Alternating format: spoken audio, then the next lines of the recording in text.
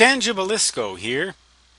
I'm going to show you an effect graphically that sometimes takes place in radio wave propagation known as backscatter.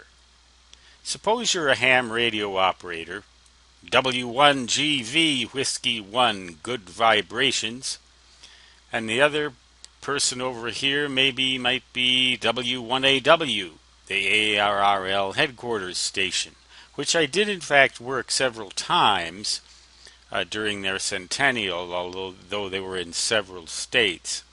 Suppose that between these 2 points you can't hear signals by direct propagation because the ionosphere is not sufficiently dense to bend the radio waves any more sharply than that. This is called the skip zone, by the way. Yet, a station within the skip zone may still hear you transmitting, or me, W1GV, because of this phenomenon called backscatter, where the radio waves literally reflect rather than refract, and they're usually weak signals, but when you hear them, you can actually communicate with another station within the skip zone. So, say on 15 meters late in the day when you're communicating with some station out in the Pacific, you may yet hear someone in Idaho or Montana or somewhere else like that, if you live where I do in the black holes of Dakota Territory, by means of this mode called backscatter.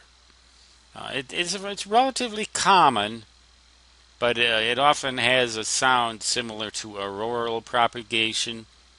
It's sort of a fluttery sound because it occurs on an unstable basis.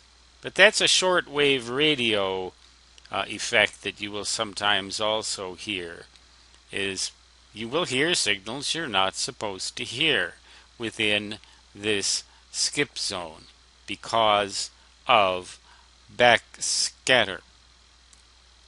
Stangibelisco signing off.